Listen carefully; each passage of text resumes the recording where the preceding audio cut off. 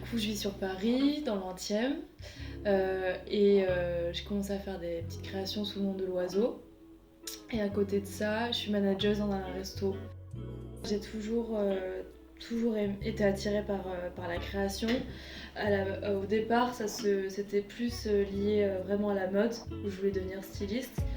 Du coup, très vite, après le collège, j'ai fait un lycée spécialisé en art plastique.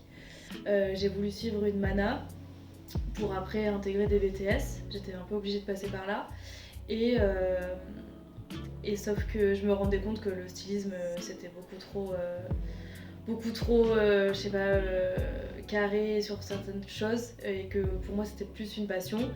Et j'ai découvert le graphisme qui était beaucoup plus large, qui explorait beaucoup plus de choses dans l'art. Du coup, je me suis dirigée vers ça. Du coup, j'ai débarqué après à Marseille pendant 2 ans pour faire un BTS en graphisme, où j'ai adoré. C'est là où j'ai pris vraiment confiance en moi, où j'ai commencé un petit peu à me dire que ouais, il y avait peut-être des choses que je pouvais développer. Et je me suis dit, en fait, c'était très cool, mais j'ai pas envie de continuer mes études, j'ai envie de travailler directement. Et le seul endroit où je me voyais partir après, c'était plutôt Paris, où, par rapport à toutes les opportunités qu'il y a. Du coup, j'ai bossé directement, j'étais graphiste et assistante DA pour une nana qui avait sa propre boîte, qui était plutôt liée sur l'événementiel, création de contenu pour des marques. Du coup, elle avait des clients genre hyper variés. J'ai adoré cette expérience et c'est avec elle en fait, du fait de rencontrer plein de gens liés au monde de l'art, que j'ai commencé à moi me dire bah, tiens, est-ce que je ferais pas quelque chose vraiment aussi lié juste pour moi et pourquoi je continue pas à dessiner comme je faisais un petit peu avant et voir ce que je peux en faire. Du coup, plus je dessinais, j'ai commencé à découvrir un peu ma propre patte, mon propre univers. Et j'ai fait quelques mini-expos avec des petits dessins que je faisais comme ça. Et c'est pendant le premier confinement où du coup j'étais ici dans mon appart à Paris.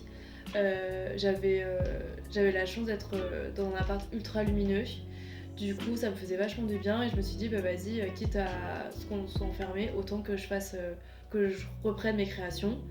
Et là, j'ai dessiné, genre énormément tous les jours. Et je commençais à poster quelques trucs.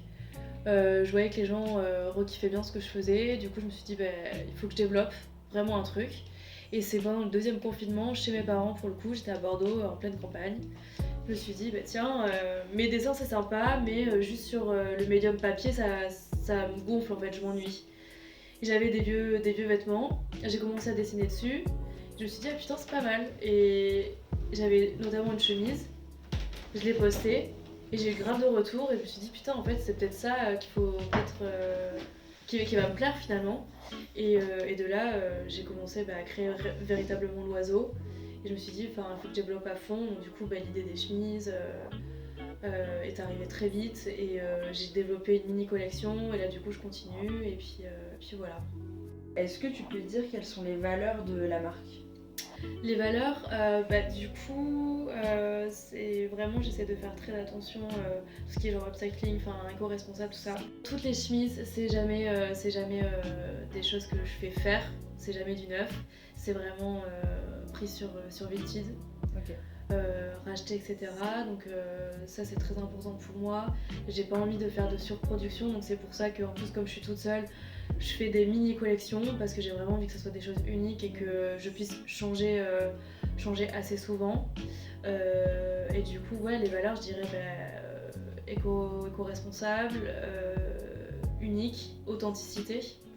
Je pense que c'est les gros points forts de ma marque. Ok. Et après, c'est sur la question financière du projet. Je ne ressens aucune aide du tout. C'est vraiment moi qui m'autofinance.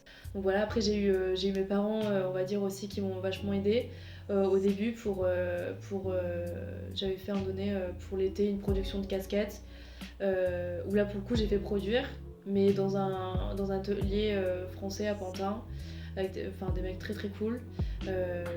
Et du coup, ils m'avaient aidé pour le lancement, donc du coup, c'est un peu mes investisseurs.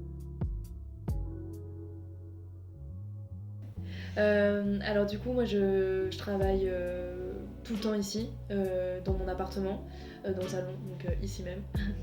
Un peu dans ma chambre aussi, mais j'ai beaucoup plus d'espace et de luminosité ici, donc voilà. Après, à terme, moi j'aimerais bien avoir un atelier, même en coworking avec des gens, quoi.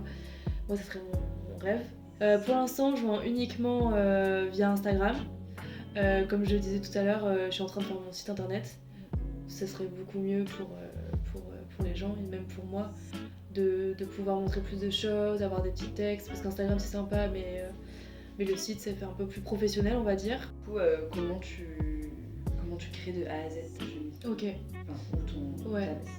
Bah, du coup, mon processus de création, du coup, ça commence, je source des chemises qui ont déjà été portées. Du coup, la plupart sont sur Vinted parce que c'est là où je trouve généralement même des chemises de fin d'usine ou des usines qui ont fermé, etc. Et du coup, il y a des lots. Du coup, je retrouve de la très bonne qualité et des choses quasiment neuves. Donc du coup, c'est beaucoup de sourcing sur Vinted. Ensuite, je les récupère, je les lave un premier coup.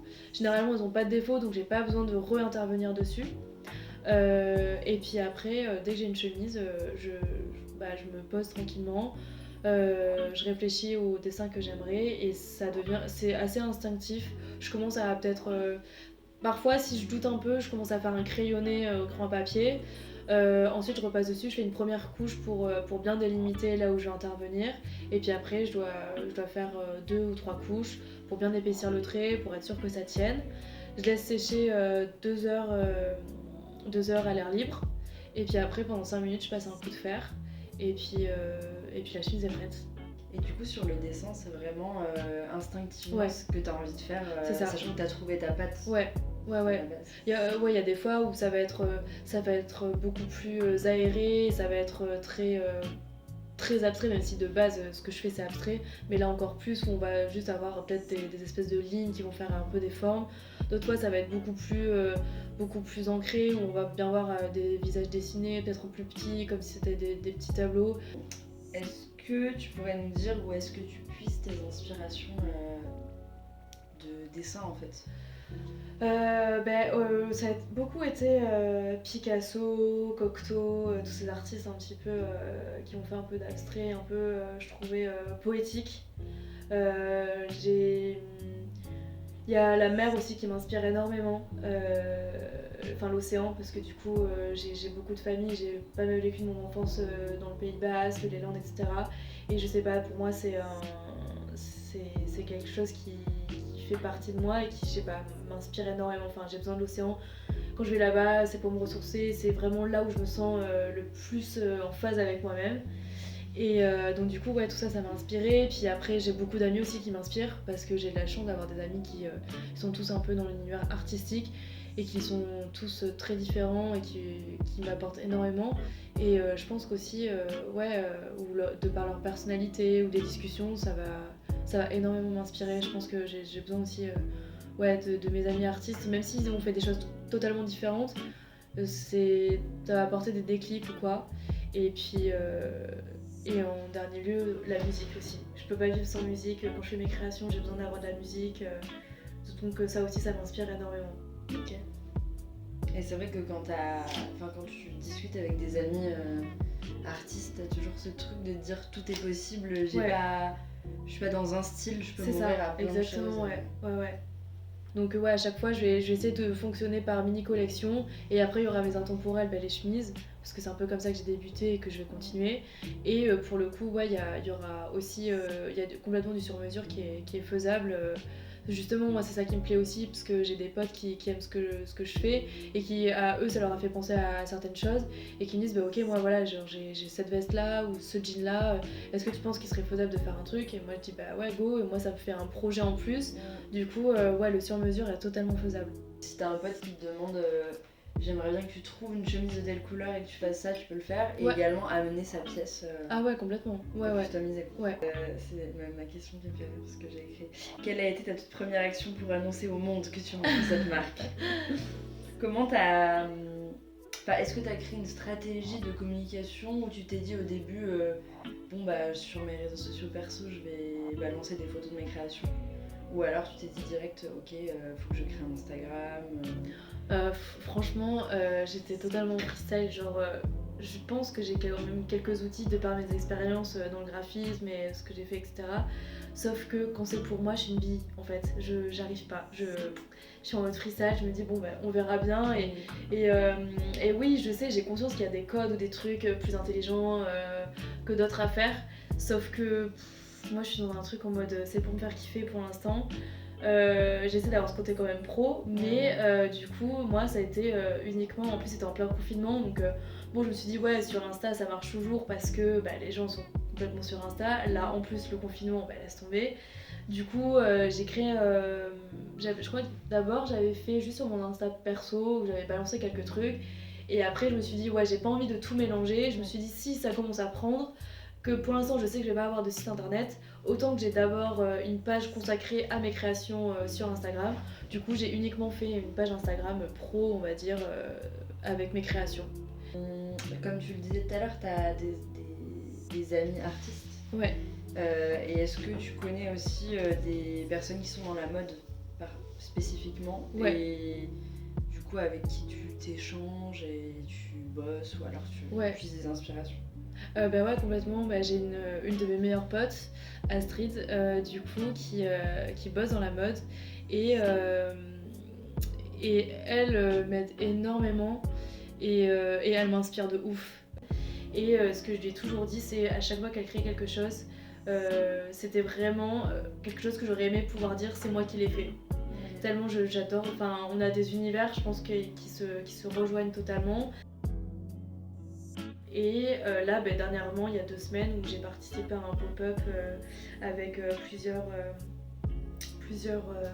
créateurs, enfin plus des friperies.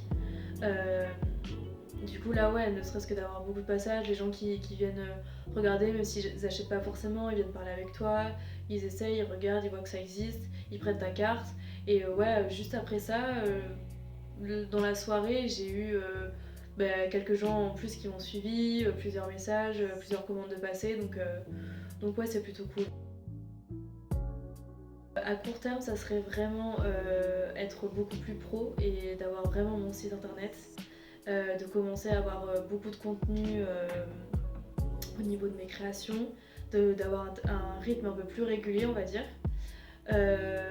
Ensuite, commencer à faire d'autres collaborations. Et à long terme, ce serait de vivre complètement de cette passion-là, de pouvoir développer d'autres aspects que le textile avec mes dessins. Donc c'est des choses que j'ai déjà en cours, notamment faire des bijoux. Et puis mon rêve ultime, ça serait vraiment de pouvoir pouvoir dessiner un fond de piscine. Ça serait mon rêve. Parce que sinon des fresques ou quoi, genre là je vois des restos qui sont hyper épurés, hyper minimalistes, et j'aimerais, mon kiff ça serait de pouvoir dessiner sur des murs dans des restos, pour des maisons, genre faire un pont de mur pour quelqu'un, enfin vraiment étendre mes visages, pouvoir les mettre partout quoi, partout. Donc t'as vraiment cette envie de multiplier les médiums, t'as pas que le vêtement quoi. Non du tout, parce que je suis quelqu'un de très curieuse et qui peut se lasser très vite. Donc du coup j'ai besoin d'explorer plusieurs choses et puis de sortir un peu de ma zone de confort et de toujours apprendre en fait. Pour l'instant, principalement, c'est du coup sur Instagram, ma page pro, du coup c'est @de_oiseau. Ok. Voilà. Et si on veut te faire des commandes, on t'envoie un message sur Instagram, ouais, ou alors sur Instagram, normalement j'ai mis un email, tu peux soit m'écrire en DM, soit m'envoyer un email, et je regarde aussi facilement, donc voilà. Ok, ça